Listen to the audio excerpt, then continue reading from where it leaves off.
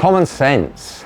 Turns out it's not that common. That's Mark Twain. That was a long time ago, but it's still true today as it was then. But here's the new common sense. It's called artificial intelligence. And you know the Terminator, the rise of the machines and all that stuff? It turns out that these computer things are very, very soon, if not already, actually going to be smarter than us. What I've said for years is that this thing, your neck-top computer, is the most powerful biomechanical computer on the planet. Is that still true? Will it still be true tomorrow morning when you wake up, when GPT 3.4.5 whatever point goes and pulls another trick out of the bag? There's been some pretty dire warnings. Dire warning number one, artificial intelligence could soon take away 50% of all the jobs on the planet. Dire warning number two, the people that own and run the artificial intelligence software have said repeatedly,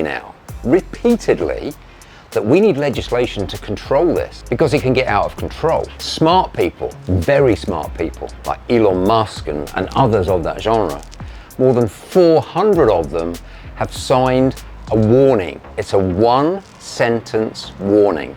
And it says, artificial intelligence poses a risk of humanity's extinction. Statements don't come a lot stronger than that generally, do they? I actually want to read you the statement that 400 billionaires, thought leaders, artificial intelligence experts have signed. And this is the exact statement, so listen to this. Mitigating the risk of extinction from artificial intelligence should be a global priority alongside other societal scale risks. Societal scale, so complete end of humanity. That's pretty serious, such as pandemics and nuclear war. So what they're saying is the potential impact of artificial intelligence is no less severe than a full-on nuclear war. What does that mean to you and me? Because to an extent, if Putin or someone presses the button or doesn't, I mean, we haven't got a lot of control over that, have we? I have said many times, I'm going to say it again, none of us can control what the world does to us. We can only control what we do to the world. That's the nature of it. So, do you want to have your fate determined for you, or do you want to create your own fate? Given that all the experts are saying there's a 50-50 chance, 50-50, what do you want, heads or tails? Which? 50-50 chance that your job is going to be on the scrap heap because of artificial intelligence. Let's have a flip of the coin. Let's have a toss of the coin, shall we? Do you want to do this? This is like Russian roulette with a 50% chance of death. Do you want to flip the coin? Or do you want to take control? For me, I took control a lot of years ago. I've been a property investor now for 41 years. Now, I can't control whether artificial intelligence actually ends humanity or not. I can't control whether artificial intelligence builds the gap between the haves and the have-not to an even more monumental level than it already is, but I think it probably will. What I can control is where do I get my money? How do I get my money? And I stopped a long time ago selling my life for money. Think about that. What is the one difference between slavery and wage slavery?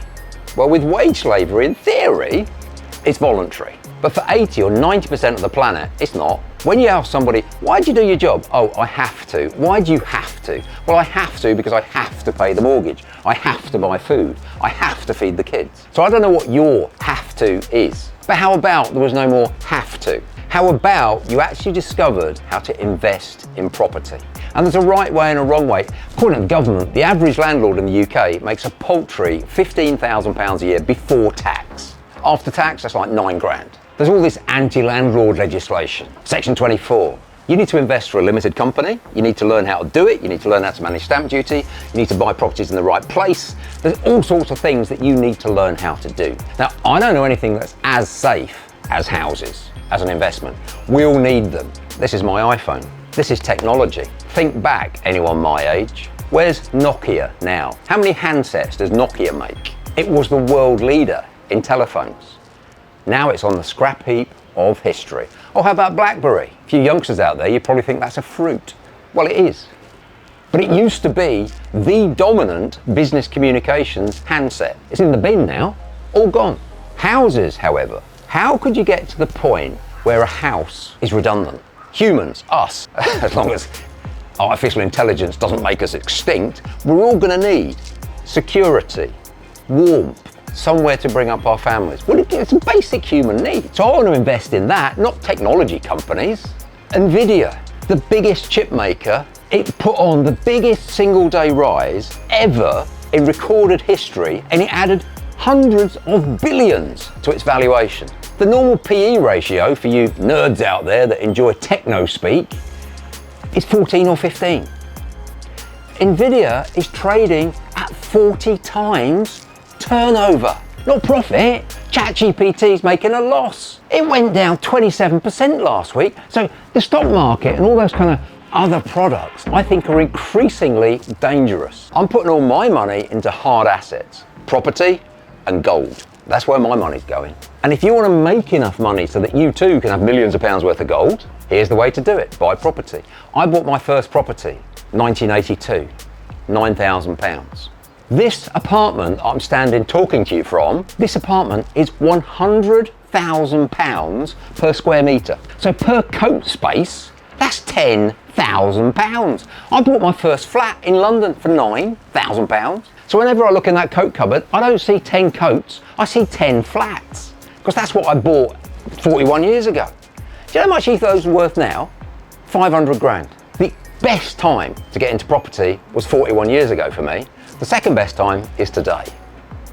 And if you want to learn about how to invest in property, I suggest you find out a bit more about Touchstone Education. Feel free to find out more about me as well, because I would love to be part of your journey. I would love to turn that coat cupboard into 10 flats for you. So here's the choice, everybody. Are you going to wait to flip this coin as to whether artificial intelligence is going to make you bankrupt or not? Or are you going to take control of your own destiny? Because you've got two choices. In my head, you can play Russian roulette, 50-50 chance of death if this lands the wrong way, or you can make yourself redundant first from a job you probably don't like through property. Do that, you'll never need to work again a day in your life, ever. You want to make yourself redundant quick so that artificial intelligence can't do it? Here's what to do. Find out more about Touchstone Education and probably come on one of our 2-day Wealth Through Property courses. You, each and every one of you, are wonderful. I believe that the potential for humanity and its development intrinsically is far more powerful than artificial intelligence. Trust your own, trust your brain, trust your gut instinct. Do you think you're ever going to be replaced by a machine? I don't. I believe you'll control machines. I believe you'll become even more powerful. I believe that many of the things that they taught you at school, or maybe still are teaching you at school, are utterly irrelevant. You don't need all that stuff anymore. What you need to do is trust your intuition. And if your intuition is that you want to be wealthy through property, I salute you. So here's what we're going to do. I'm going to tell you how fantastic you are, and you are going to make a decision. Do you want to be wealthy through property or not? Because I want each and every one of you to have a view of your own choice, just like this. You've been wonderful. I've been Paul. See you next time.